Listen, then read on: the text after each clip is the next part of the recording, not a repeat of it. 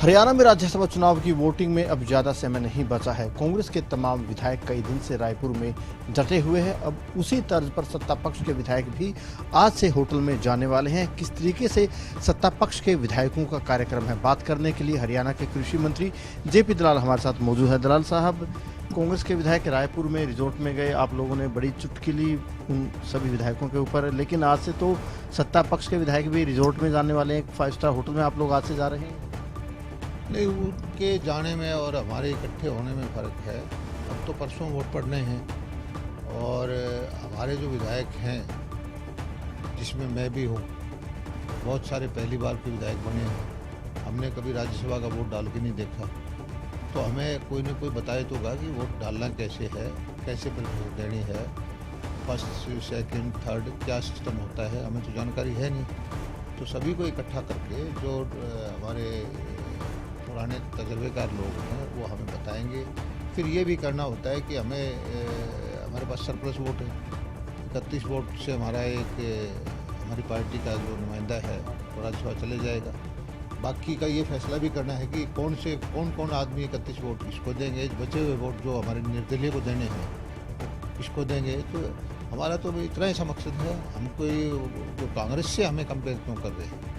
कांग्रेस तो मकसद आप लोग हरियाणा निवास में बैठक कर लेते, कल सीएम हाउस बैठक कर लेते, मकसद उसमें पूरा हो जाता, लेकिन 2 रात के लिए सभी विधायकों को एकजुट रखना, एक साथ रखना, क्या ये तो ऐसा है कि ये मांग तो सभी की थी कि हम जो है सारे विधायक इकट्ठे हो जाएं। और कई बार ये होता है कि किसी विधायक की ये भी इच्छा होती है जी मैं तो बीजेपी को वोट दूंगा, इंडिपेंडेंट को नहीं देना चाहता, तो उससे पूछ के जो जहाँ देना चाहता है उसको वहीं वोट डलवा देंगे। हमारे पास पर्याप्त वोट है, एक आदमी को जीतने के लिए 31 वोट की ज़रूरत है, जबकि हमारे पास 40 हमारे हैं, 10 जेजेपी के भी हैं, 7-8 इंडिपेंडेंट भी हैं।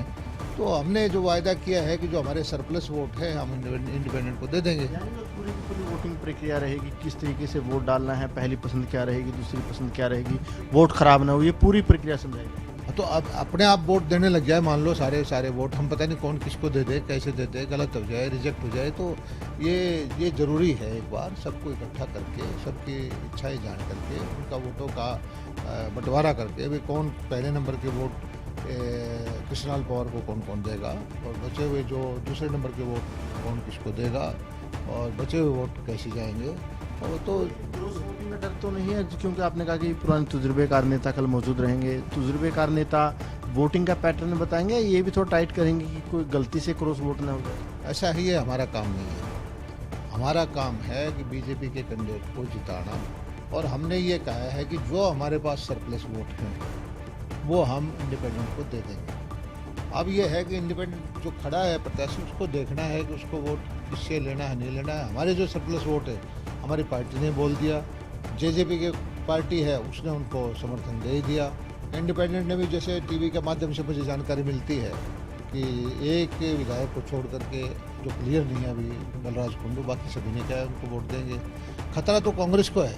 अगर उसके आपने कहा बलराज कुंडू का जिक्र किया, अभय चौटाला की बात कर लेते हैं। इन 2 विधायकों ने भी स्पष्ट नहीं किया कल करेंगे। अगर दोनों विधायक कार्तिक शर्मा के विरोध में जाते हैं तो कार्तिक की जीत मुश्किल रहेगी। नहीं, बात यह है कि अभी जो कांग्रेस की एक क्षमता है वोटिंग में कि धड़े हैं, अब ये तो भरोसा नहीं कांग्रेस का कौन सा धड़ा क्या कर जाए। और जो हमारे इंडिपेंडेंट कैंडिडेट खड़े हैं वो किसी से बात करके उसको उम्मीद होगी कि वहाँ से कुछ वोट आने हैं तभी खड़े हुए होंगे। अब वो अगर ऐसा कुछ आता है, कांग्रेस के वोट अगर 2 वोट खिसक जाए, 31 में से 2 29 हो जाए, तो सेकंड प्रेफरेंस में फिर ये हमारे कैंडिडेट जीतेगा। यानी कांग्रेस में अभी भी क्रॉस वोटिंग का डर है और जीत की उम्मीद है निर्दलीय। वो तो हो जाने, निर्दलीय जाने। हमने अपना बोल दिया है कि हम हमारे सरप्लस वोट जो है वो उसको दे दें। बिल्कुल, देखिए अब राज्यसभा चुनाव में ज़्यादा समय नहीं बचा है, धड़कनें बिल्कुल तेज हो चुकी है। कृष्णलाल पवार की जीत बिल्कुल तय है। वहीं जो 2 उम्मीदवार बच जाते हैं, अजय माकन और कार्तिक शर्मा, देखना ये होगा कि जीत किसकी होती है, कहाँ वोट क्रॉस होते हैं, जीत कौन दर्ज करता है, काफ़ी ये अहम रहने वाला है। मैं जो पढ़ता मेरा हिरदा बलूंदरे जाता है। मेरा बच्चा बेहद संत साध सुभाਅ ਦਾ ਬੱਚਾ ਸੀ। ਉਹ ਕਦੇ ਵੀ ਕਿਸੇ ਦਾ ਨੁਕਸਾਨ ਕਰਨਾ ਨਹੀਂ ਚਾਹੁੰਦਾ ਸੀ, ਪਰ ਉਹਦਾ ਆਪਣਾ ਹੋ ਬੈਠਾ, ਕਿਉਂਕਿ ਜੇ ਉਹਦੇ ਮਨ ਦੇ ਵਿੱਚ ਕੋਈ ਵੀ ਪੁੰਨ ਪਾਪ ਹੁੰਦਾ ਜਾਂ ਉਹਨੂੰ ਕਿਸੇ ਗੱਲ ਤੋਂ ਖਤਰਾ ਹੁੰਦਾ ਤਾਂ ਉਹ ਆਪਣੀ ਸੁਰੱਖਿਆ ਦਾ ਹੋਰ ਵੀ ਪ੍ਰਬੰਧ ਕਰ ਸਕਦਾ ਸੀ। ਉਹ ਬੁਲੰਦੀਆਂ ਤੇ ਪਹੁੰਚ ਕੇ ਆਪਣੀ ਪ੍ਰਾਈਵੇਟ ਸਿਕਿਉਰਿਟੀ ਵੀ ਰੱਖ ਸਕਦਾ ਸੀ। ਤੁਸੀਂ ਖਾਹ ਹਰੇਕ ਚੀਜ਼ ਨੂੰ ਖਬਰ ਨਾ ਬਣਾਇਆ ਕਰੋ। ਕਦੇ ਤੁਸੀਂ ਬਾਈ ਰਾਜੇ ਬਾਰੇ ਕੁਝ ਬੋਲ ਦਿੰਦੇ ਹੋ, ਕਦੇ ਕਿਸੇ ਵੀਰੋ ਸਾਡੀ ਜਿਹੜੇ ਪਰਿਵਾਰ ਨੇ ਮਦਦ ਕਰੀ ਹੈ, ਜਿਹੜਾ ਭਰਾ 2 ਸਾਲ ਤੋਂ ਸਾਡੀ ਮਦਦ ਕਰਦਾ ਰਿਹਾ ਹੈ, ਕੀ ਕਸੂਰ ਹੋ ਗਿਆ ਜੇ ਅਸੀਂ ਉਹਦਾ ਤੁਸੀਂ ਨਾਂ ਲੈ ਕੇ ਬੁਰਾ ਭਲਾ ਬੋਲ ਦਿਓ। ਮੈਨੂੰ ਬਹੁਤ ਬੁਰਾ ਲੱਗਦਾ ਇਸ ਗੱਲ ਤੋਂ। ਵੀਰ ਬਣ ਕੇ ਸਾਨੂੰ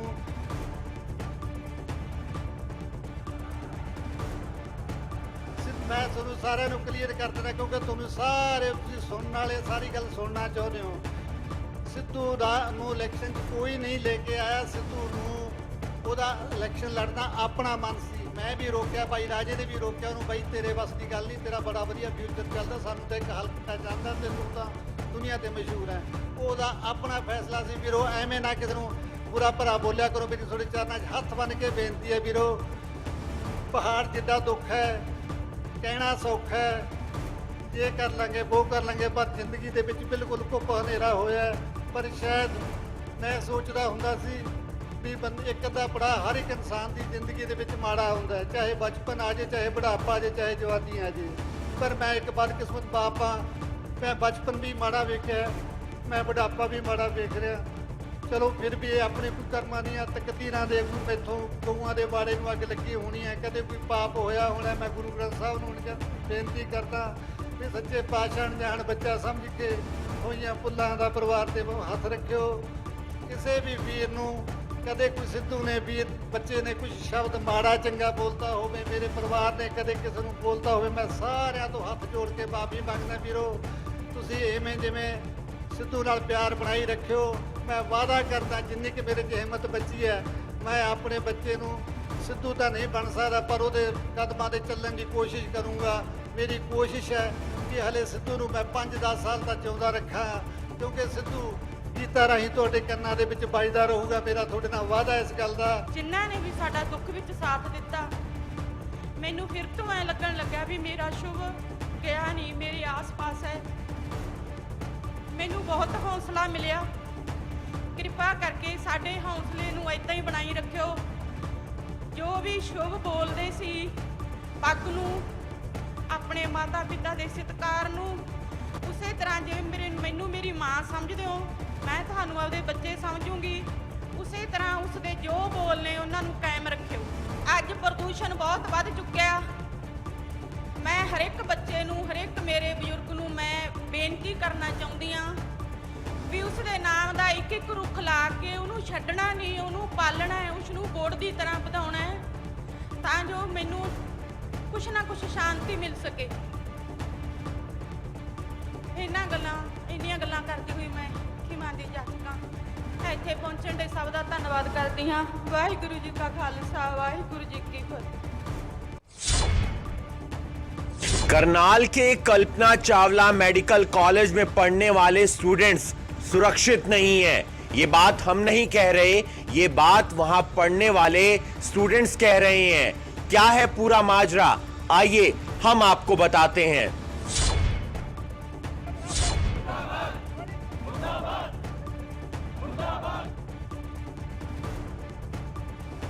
करनाल के कल्पना चावला मेडिकल कॉलेज में पढ़ने वाले छात्र सड़कों पर उतर आए।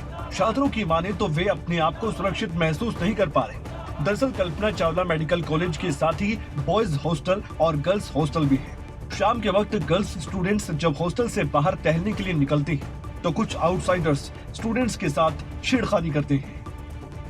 हम सबको नहीं रोक सकते, हम ये चीज़ जानते हैं कि एक हॉस्पिटल है, ओपीडी है, लोग आते हैं। हम बस इतना चाहते हैं कि एटलीस्ट गार्ड के पास एक चेक रहे कि जो लोग आ रहे हैं, जो लोग कैंपस के विदिन घूम रहे हैं, उनका एक चेक रहे। पता लग जाता है कि these people are not right, ये लोग शरारती तत्व हैं, उन्हें रोका जाए, सिक्योरिटी थोड़ी टाइट की जाए। अगर उस वाले एरिया की कवरेज नहीं हो सकती, आगे चेक पॉइंट पे उनको रोका जाए। अगर ये वाले आगे तो ओपीडी वाला एरिया खत्म हो जाता है, तब उन्हें रोका।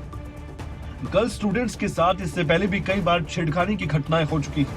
आखिरी बार जब कुछ आउटसाइडर्स ने गर्ल्स स्टूडेंट्स के साथ छेड़खानी की थी, उस दौरान कुछ एमबीबीएस स्टूडेंट्स ने शरारती तत्वों को पकड़कर उन्हें पुलिस के हवाले भी किया था, लेकिन स्टूडेंट्स पुलिस की कार्रवाई से संतुष्ट नजर नहीं आए। इंसिडेंट पहले भी हुए हैं। अगर तब उनके ऊपर एक अच्छी कार्रवाई की जाती पुलिस द्वारा या पुलिस प्रशासन द्वारा, तो दोबारा करने की किसी की हिम्मत ना होती और सिक्योरिटी के पूरे बंदोबस्त होते पुलिस के अंदर। तो आज हम यहाँ पे बैठे हैं तो एक तो कि हम अपने जो कलीग्स हैं, डॉक्टर कलीग्स हैं, उनके साथ हैं इस घड़ी के अंदर। दूसरा, हम पुलिस प्रशासन से भी और पुलिस प्रशासन से भी ये विनती करते हैं कि कोई अच्छा कदम उठाएं ताकि ऐसे जो कारक हैं वो दोबारा ना आए। हरियाणा गवर्नमेंट का पीछे मोटो रहा है कि वुमेन एजुकेशन को और वुमेन एम्पावरमेंट को आगे बढ़ाना है। तो अगर उस लक्ष्य को पूरा करना है तो ये सिक्योरिटी जैसी चीज़ों को बहुत बेसिक चीज़ें हैं।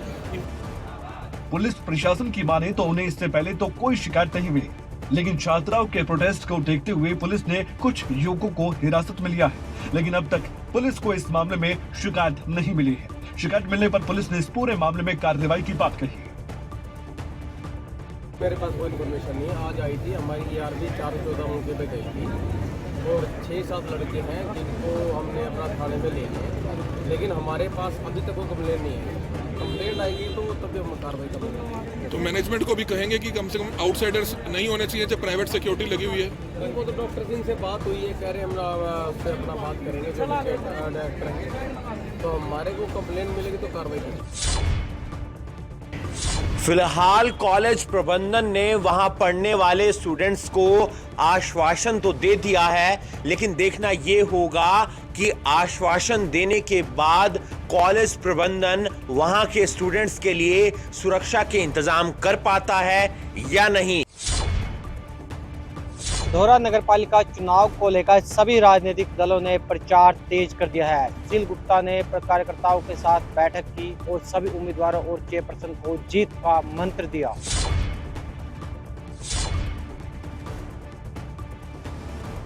निकाय चुनाव के लिए कुछ दिन बचे हैं। 19 जून को निकाय चुनाव को लेकर वोटिंग है, लिहाजा सभी पार्टियां निकाय चुनाव के प्रचार को लेकर एड़ी चोटी का जोर लगा रही हैं। सढौरा में नगर पालिका चुनाव को लेकर सरगर्मियां तेज हो गई हैं। आम आदमी पार्टी जमीनी स्तर पर पार्टी की पकड़ मजबूत बनाने का हर संभव प्रयास कर रही है। हरियाणा आम आदमी पार्टी के प्रभारी सुशील गुप्ता ने रादौर पहुंचकर जहां प्रचार किया तो वहीं हरियाणा सरकार पर जुबानी वार भी किया। आम आदमी पार्टी ने तय कर दिया है कि हरियाणा के भ्रष्टाचार को जड़ मूल से मिट करेगी। ये सबसे ज्यादा भ्रष्टाचार नगरीय निकायों के अंदर होता है। ये हमारी पार्टी के वर्कर ही कुछ और वार्डों से भी लड़ रहे हैं, क्योंकि ये कॉर्पोरेशन का चुनाव है। कई बार सिंबल लेना अनिवार्य होता है और कई बार सिंबल ना लेना ये व्यक्ति का व्यक्तिगत मत है। आम आदमी पार्टी ने सभी 46 जगह पे चेयरमैन के पद सिंबल पे उतारे हैं, परंतु उसके नीचे के वार्ड जिला इकाई पे छोड़ दिए गए। जहां आप सिंबल पे लड़ाना चाहे सिंबल पे लड़ाए, जहां आप आजाद लड़ाना चाहे आजाद लड़ाए। वहीं दूसरी तरफ अम्बाला लोकसभा के संगठन महामंत्री आदर्श पाल ने दिल्ली मॉडल की चर्चा की और वादा किया कि सढौरा में मूलभूत सुविधाएं मुहैया करवाई जाएंगी। जो आम आदमी है, गरीब आदमी है, जो व्यापारी है, जो किसान है, आज उसका झुकाव टोटल का टोटल आम आदमी की तरफ है। उनके लिए आम आदमी पार्टी सजग है और मैं आपको गारंटी देता हूँ हमारा चेयरपर्सन बनते ही उनके लिए जो भी योजना तैयार होगी 6 महीने के अंदर उसका खाका तैयार कर देंगे। किसी को दिक्कत नहीं आने देने की। जो जैसे हमने दिल्ली में किया वही पैटर्न हम यहाँ लागू करेंगे। सढौरा नगर पालिका चुनाव अपने दिलचस्प मोड़ पर पहुंच गया है। आम आदमी पार्टी अपनी जीत का दम भर रही है, लेकिन सढौरा के लोगों के दिल में क्या है ये तो 22 तारीख के चुनावी नतीजों के बाद ही साफ हो पाएगा। धर्मनगरी कुरुक्षेत्र के उमरी गांव में आखिरकार फोटोग्राफर पर गोली चलाने के मामले की गुत्थी सुलझ ही गई है। अपराध शाखा 2 ने 9 आरोपियों को हथियारों सहित काबू किया। लगातार अपराध बढ़ रहा है और ऐसे में सेवा सुरक्षा का दावा करने वाली पुलिस से उम्मीदें भी कि पुलिस जल्द से जल्द आरोपियों की धरपकड़ करे और बदमाशों को कानून का पाठ सिखाए। धर्मनगरी कुरुक्षेत्र के उमरी गांव में फोटोग्राफर पर गोली चलाने की गुत्थी को भी आखिरकार अपराध शाखा 2 ने सुलझाते हुए मामले में संलिप्त 9 आरोपियों को हथियार सहित काबू कर लिया। हालांकि घटना का मास्टरमाइंड मुख्य आरोपी विक्की अभी भी पुलिस की गिरफ्त से बाहर है, लेकिन पुलिस का दावा है कि आरोपी जल्द सलाखों के पीछे होगा। इस दुकान पर आए और हमला किया था, वो भी मोटरसाइकिल भी बरामद किया। तो इस प्रकार और लाठी डंडे इसमें वारदात में जो प्रयोग किए थे उनको भी बरामद किया। इस प्रकार से 3 कट्टे, 10 जिंदा राउंड, मोटरसाइकिलें, लाठी डंडे ये सभी हमने बरामद किए। 9 लोगों को इस मामले में गिरफ्तार किया है। इस पूरे मामले का मुख्य आरोपी विक्की, जो कि सोढ़ी गांव का निवासी है, ये उमरी के पास ही है। तो विक्की सोढ़ी इसमें अभी तक फरार है। वो इस पूरे वारदात का मास्टरमाइंड था और विक्की हमारे एक पुराने मुकदमे में भी वांटेड है।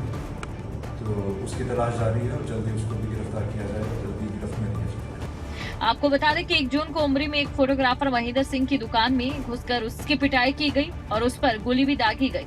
हालांकि घटना का मास्टरमाइंड विक्की सोढ़ी अभी फरार है, जिसे जल्द काबू करने की बात पुलिस कर रही है। लेकिन देखना ये होगा कि कब तक ये मास्टरमाइंड काबू हो पाता है। हालांकि घटना का मास्टरमाइंड विक्की सोढ़ी अभी फरार है और उसे काबू करने का दावा किया जा रहा है, लेकिन देखना अब यही होगा कि आखिर कब तक मास्टरमाइंड काबू होता है। फरीदाबाद में नीम का जेल में बंद महिला कैदी ने अज्ञात कारणों के चलते जेल के अंदर आत्महत्या कर ली। महिला कैदी पर पति पर गोली चलाने के आरोप थे। फरीदाबाद में उस वक्त सनसनी फैल गई जब नीमका जेल में बंद महिला कैदी ने जेल के अंदर फांसी का फंदा लगाकर आत्महत्या कर दी।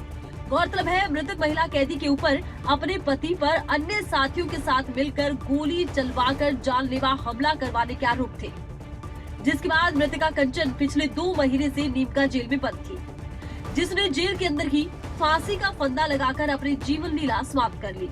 हालांकि महिला ने अचानक ये कदम क्यों उठाया, इस बात की जानकारी नहीं लग पाई। घटना की सूचना मिलने के बाद जेल प्रशासन में हड़कंप मच गया, जिसके बाद जेल प्रशासन की टीम मौके पर पहुंची और मृतक महिला के शव को कब्जे में लेकर पोस्टमार्टम करवाकर परिजनों को सौंपा गया।